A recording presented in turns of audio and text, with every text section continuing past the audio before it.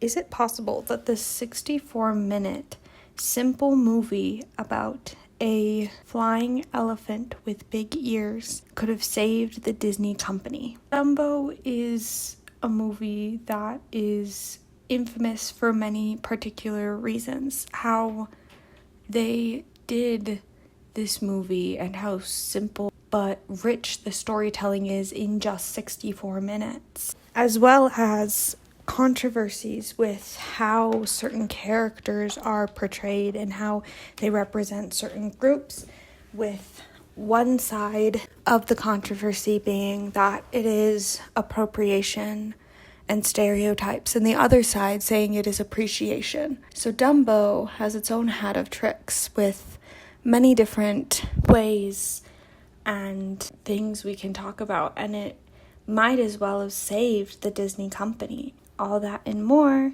we will talk about in this history today, as well as get into my husband and I's ranking of the movie on our Disney tier list.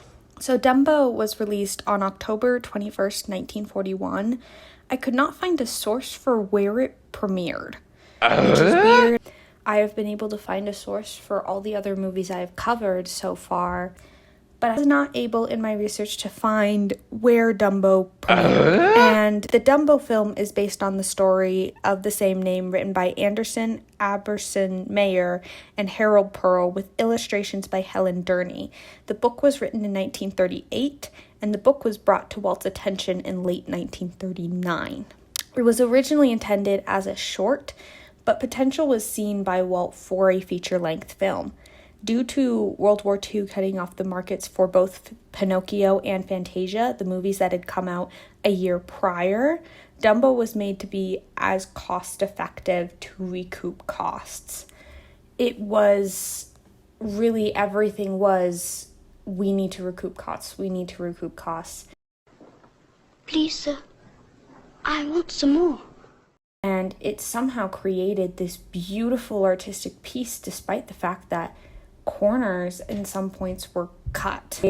Some of the sketches, they just kind of pasted animation onto, and they took the rough sketches and they didn't really retrace them. They just kind of painted over them for these scenes at times, and that was a way to recoup cost. Unlike other Disney films, the story was set in stone by the time animators began concepting scenes. They did not really spend a lot of time developing sequences that are costly that would later be cut, which is different from other films. So for this movie, there are some deleted things I found, like a deleted song and possibly a deleted scene. But other than that, a lot of things were set in stone. The full concepting was already done. There wasn't really much concepting that happened within the animation portion. And so changes from the original story and the original book include changing the name of Dumbo's mother, replacing the character Red the Robin with Timothy the Mouse, and adding the crows into Dumbo. In terms of special effects, Dumbo required none of the special effects needed for other Disney films at the time.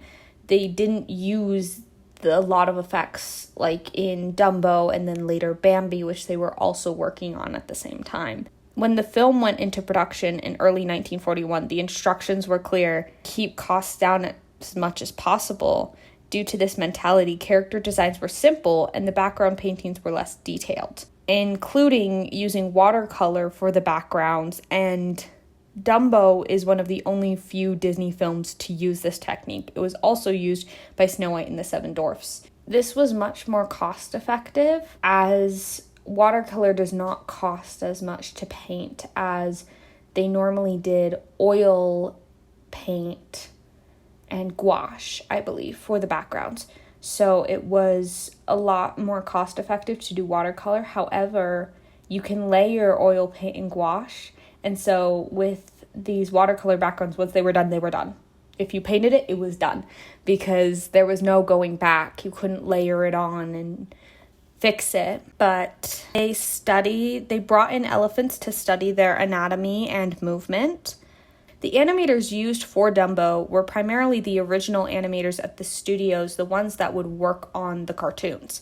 Most of the other animators that would stay after the studio strike in 1941 would be working on Bambi at the time. So production of Dumbo was actually interrupted due to the studio strike in May of 1941.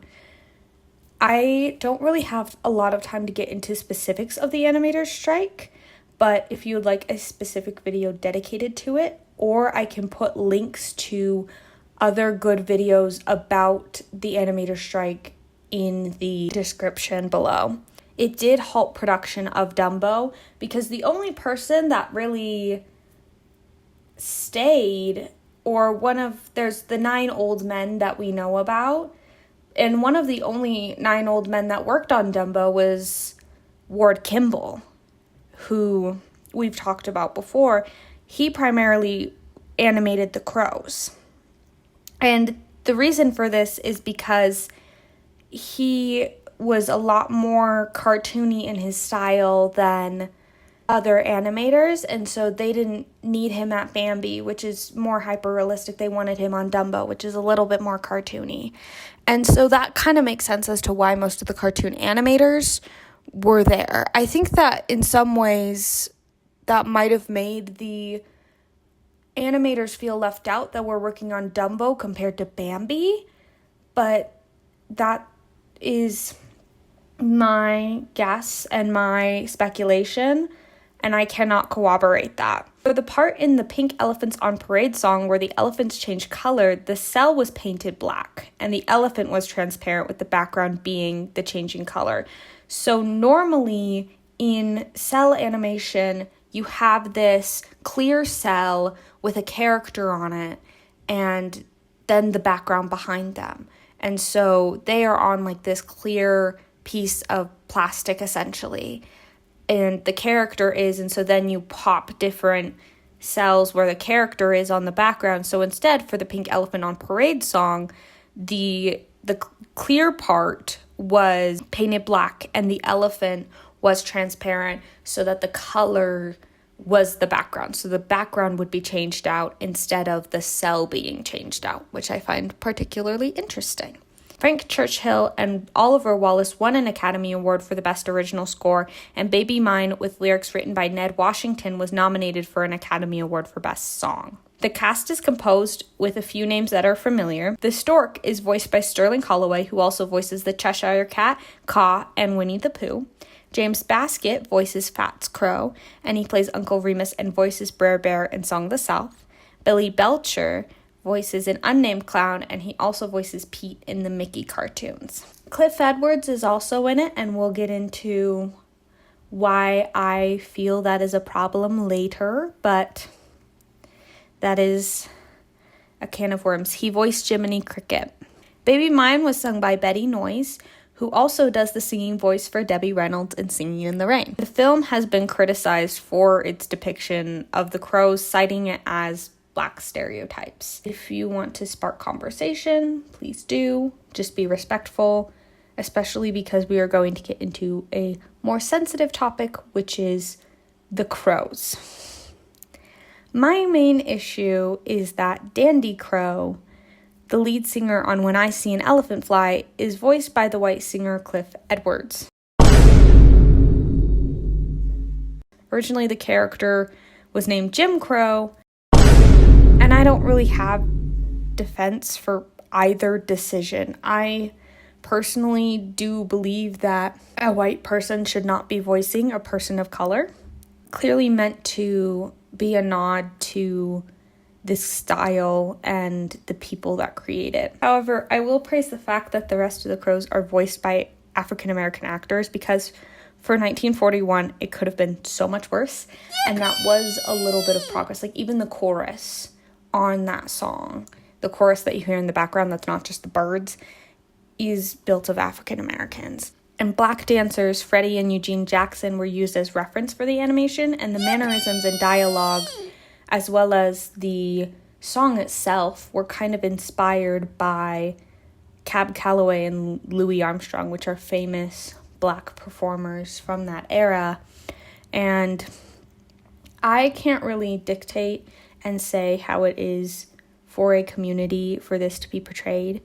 And so I will just say that some people in that community, from my research, I've seen a lot more younger people be very opposed to it, and I've seen a lot of older people not be as opposed to it and think of it as inspired and as a nod and as an appreciation for this type of art and these people. And so take it with what you will. I find it interesting that particularly that older people love the Crows or are appreciative of the Crows, and younger people are kind of very against it. And I find that interesting, but I can't really have a part in this conversation because I am not a person of color.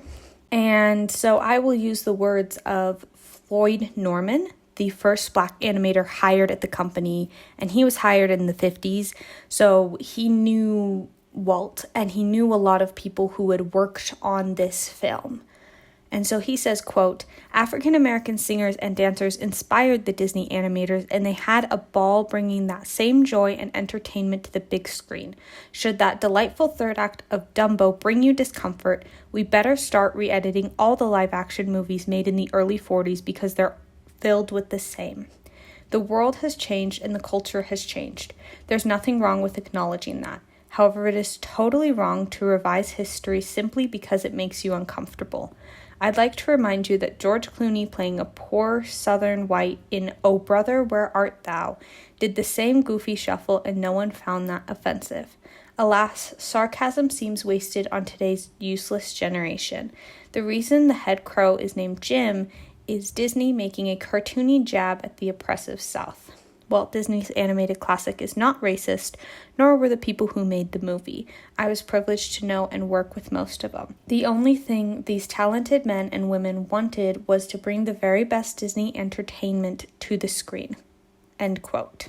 Animation historian John Canemaker felt that due to being a marginalized group, they were the only characters to sympathize with Dumbo, relating to being seen as outcasts in society, and that they were the most intelligent characters in the film. And I think that commentary says something about that because the crows are marginalized, they can feel Dumbo's pain, they can sympathize with that, and they're the ones that help him believe in himself with the magic feather. They give him the magic feather.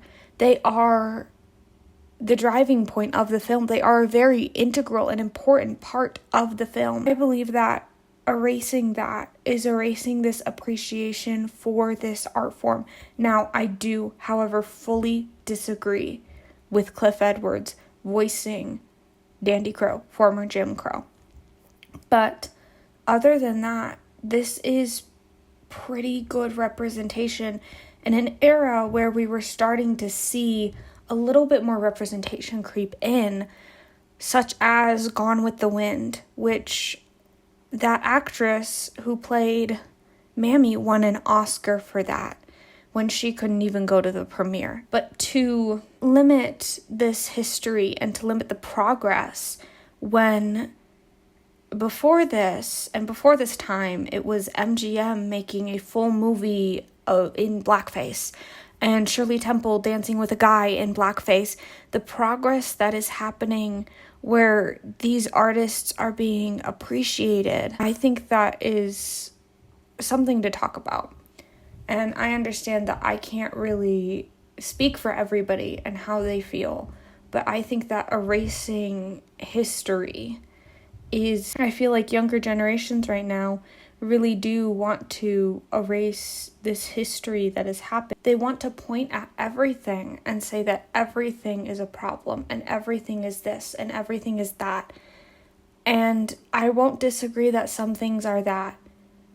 Watch The Reluctant Dragon and you'll understand what I mean when I say that sometimes stereotypes are not good, or look up the deleted scene from Fantasia and see that stereotypes are really not good, and I do not agree with that, and that I am okay with editing out. The idea that we should bury this work when it is progress that we are starting to appreciate in the 40s, that we were starting to appreciate these people and on the big screen is just a little bit sad to me. Praising and honoring this progress where they were appreciated. And Whoopi Goldberg has talked about wanting more Disney merchandise for the Crows and for them to not shy away from the Crows because they have the most memorable song in the film, which I do know that Whoopi Goldberg is very preserve it for history. And I believe that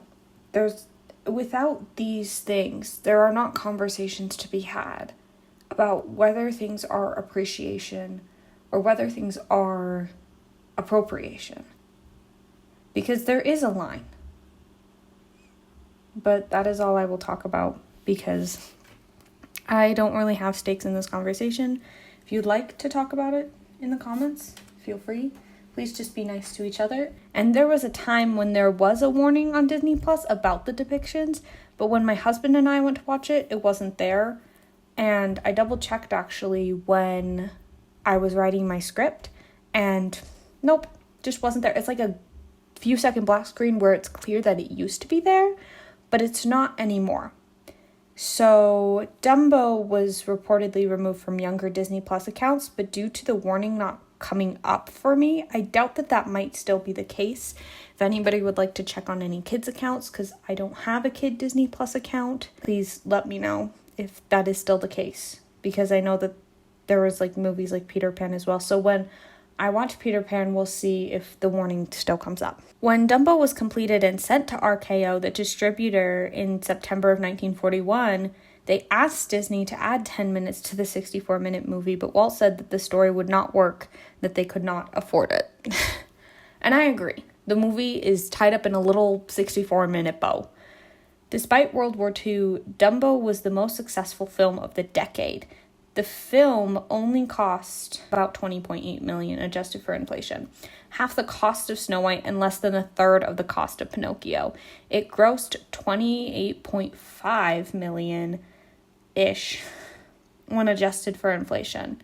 Like a lot of Disney movies from the era, it has been praised by every publication you can think of. Dumbo was planned to appear on the cover of Time magazine as the Mammal of the Year that December, but due to Pearl Harbor happening, that did not happen. In 2017, it was selected to be preserved into the National Film Registry, like Snow White has, like Pinocchio has, and like Fantasia has. Time magazine has named it fourth in the 25 best animated movies. We're not going to talk about the Time article any further because... Anyway... and it has a 95% on Rotten Tomatoes. Along with Alice in Wonderland, it was the first to be released on home video in 1981. The Dumbo the Flying Elephant ride is at every Disney park around the world, and the Casey Jr. train is at Disneyland and Disneyland Paris. There were plans to make a Dumbo 2, but like the Pinocchio sequel, they were canceled when John Lasseter took over. Yippee. It looked like it planned to be some sort of midquel, like a lot of the movies seem to be, like Tarzan 2 and Fox and the Hound 2 and what Bambi 2 looks like to be, but it looks like it was canceled. So guess what? That's good news for me. And so now we will continue to go on to my husband and I's thoughts. We hope you enjoy. And alrighty, so we just finished Dumbo. And what are your thoughts? I ain't ever seen an elephant fly. Okay. That's all that he has to say. Was that your favorite song? I liked it, yeah. I think that was probably a pretty good song. I cried during Baby Mine. Baby Mine is, I don't know, I was just thinking about the lyric that said, never to part, made me sad because I moved away from my mom. And so it just made me a little sad. I like that one too. It was very cute.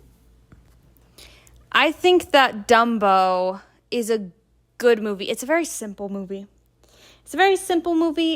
I'll honestly say my mom did not like it when we chose to watch Dumbo because it's only an hour long, so then she got less work done. So absolutely, you can put your children in front of it and cry to Baby Mine. And I think it's a fun time. It's just a good, clean 1 hour. If you want something to just, like, keep your kids entertained for an hour while you go clean the house or something, I think it'd be good. Or even just an hour-long entertainment for yourself. You want to scratch that Disney itch, but you only have an hour. I'd say it's good for that. It's cute. I love it. Dumbo is so cute, but also it can be just, like, really sad. And I think it can also spark a conversation about bullying and other people's traits and appearances and trying to find a positive in your own, I wouldn't say misfortune, I'd say... To love yourself for who you are? Is that what you're I guess a little bit of that. I'd have other terms, but just like your faults. Yeah, to love yourself and to learn to love your faults and to use your faults as strengths and the things that you can't control. Because there are things about yourself you can't control. I'm very heavily short and I can't control that. That's just how I am. I'm not insanely short, but I am short and shorter than average height. And I can't really control that. And so it's just like a movie that can tell you that it is okay that you are different and it is okay that different things happen. But as long as you like believe in yourself, you can do incredible things, I guess. I like the context of the movie. I thought the movie was a really cool context. I mean, around that time when Dumbo was written, I know that was relatively recent. I mean, here's a way to think about it. What was this made? Early 40s? Mm-hmm. So for them, it would have been almost akin to like writing a movie about the 80s. Like how people do that all the time today. Like that's how far back it was for them. And so I think they do pretty well with the context there of kind of the circus and all the different characters and the such. I like Timothy Mouse. He's fun. The crows are fun. We can have a conversation about the crows. Some people see them as racially insensitive. We kind of had a conversation while watching it about how, because of the style that their song is in, I feel like at that time of the 40s, a lot of jazz was basically owned by African American people. Yeah, pretty much. Especially the style they sing, kind of that big city southern jazz. Very, very predominantly African American at that time.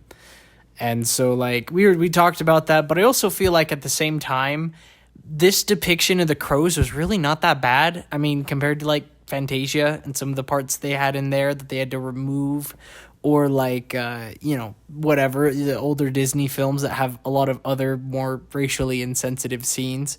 I feel like this one was comparatively not that bad. Comparatively, given that there's context of they are singing jazz, and at that time jazz was predominantly a black community thing. Yeah. Or at least the performers were black. Like, I think of, at this time, you had, like, Dizzy Gillespie and Louis Armstrong and Miles Davis. Those are the three I can think of off the top of my head that kind of did this kind of jazz. I'm so sorry. I do know history of jazz, like, very basic history. So if anybody in the comments wants to be a little bit more about the history of jazz and what kind of jazz this is and examples of people at that time, I am willing to read that and hear. I'm not fully versed, but I do know that at this time, it was, at the time that it was written, at least. And I think even at the time that it is set in, that was very early jazz. That's like, pardon, I know that people don't really like this term, but this is how we call it, Dixieland jazz. Well, I was also just going to add, like, I don't know. I feel like also me as a kid, I would not recognize that.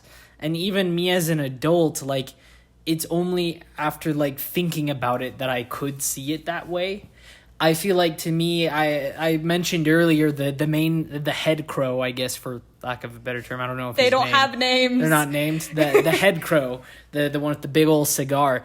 I made a comment that he talks. I don't know if anyone's seen the Kirby anime.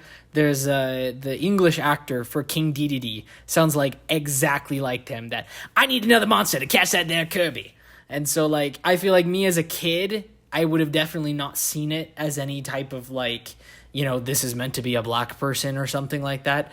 I would have just seen it as, like, they're jazz performing crows. Like, I would have just seen them for what they are. They don't really have any features or accentuated parts of them that are meant to give off the feeling of an African American. And so, kind of that same wise, I don't think I would have, like, even right now, I don't even really see it that way. Like, I honestly wouldn't be surprised if they weren't even entirely intended to be mimicking a specific culture in that regard, which they very well are. I mean, that much is obvious, especially by the music that they're styled and singing. But I wouldn't be surprised if that was just more coincidental. I think that all of that might have been intentional, personally, for me. I would not be surprised if all of that was intentional. However, I will say, we watched The Reluctant Dragon a few days ago, and we decided not to comment on it because only half of it is animation. If you want a little tiny...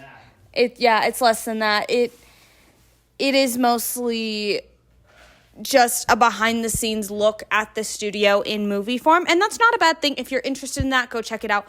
I will give a word of warning. There was a part that was so racially insensitive, I turned towards him and I was like, did that actually happen? And then we had to rewind and watch it again. It was bad. It was bad. And so now looking at Dumbo and them, and with the crow scene, it's just, honestly, I can say that I think it's not coming from a place of malicious intent. Disney's done worse, and they could have done worse, is what we're saying. If you look up even just the scene from Fantasia, you will see that they have done worse. And I believe that they should edit out when they have done worse. When they have done things that aren't just tied to the culture and are just blatantly just like that, I fervently agree they should edit that out, because unless it has a conversation to be had, it does not need to be there. This is different about my opinion for Song of the South, because I believe that Song of the South has enough that you can have conversations and context about it. But if it's like 2 seconds or a few seconds cut back in Fantasia, I 100% agree that you should edit that out, because there's not a conversation to be had about that. There's not much of a conversation to be had other than that's a stereotype. And if the conversation is that's a stereotype, for me personally, and with my children, I don't know how to have a conversation about caricatures when it's not long enough in a thing to have that conversation. Anyway, but the rest of it is great. I just felt like we had to have that conversation because there is discourse about that part of the movie. So I felt that we had to have this conversation. I can't speak for a community that I am not part of. So if anybody would like to pipe up, but this is just my opinion as somebody who is going about and watching these movies and doing research, let me tell you, Disney has done worse. And so I don't think that this had malicious intent. That doesn't mean that it might not hurt some people. Some people might be hurt by this stereotype, and that's okay. I see you and I feel you. It is, in a way, stereotypical. I would not feel that way about a modern person, though. I would not treat a modern person this way. I would not, to me, listening to old jazz, because I am a little bit of a jazz aficionado, but with old jazz, a lot of it can sound like this, and that's not a problem. I know that not all of it sounds like that, and that's okay. But moving on. I just want to give the disclaimer that I do not speak for a community that I am not a part of. I am just giving my take as a historian and as somebody who has watched and seen some things up until now. And as someone who has a little bit of a jazz background, but I can't speak for an entire community because someone else might feel offended by it and someone else might not. And that's okay, because things like this can spark conversation, and that's okay. But the rest of Dumbo, I feel that it's a good movie. It's a good movie. It's a quick movie. It feels very quick, but I nonetheless really do love it and love its message. And the fact that he never needed the feather and everything like that, I think that's amazing. I also think Dumbo does a lot of good with its visuals. I think it's very, very pretty in its own way, very much more akin towards Pinocchio than Snow White, but that's not inherently a bad thing. I think it does it just fine. It looks nice. The different characters, like I mentioned, Timothy Mouse looks great. But there's also, the different elephants, how they all have the different hats and stuff to distinguish each other. And the locations are very pretty. Kind of making that romanticized view of the circus of what, people believe that it was as they were a kid. I think it does really well to pull that off. I think I'd rank it low B. I'd put mid B. I'd put mid to low B, somewhere in that range. It's not... It's something that you will watch and be happy with. Yeah. But it's not anything... And it has a cute message, but like Pinocchio, it's not anything revolutionary. I think what makes it different is I don't know anyone who's a super fan for Dumbo. I've seen Pinocchio super fans, and I've seen... Snow White super fans, but not really much for Dumbo. Who have you seen that's a Pinocchio super... Pinocchio, but I feel like there's the difference there, There is a noticeable difference.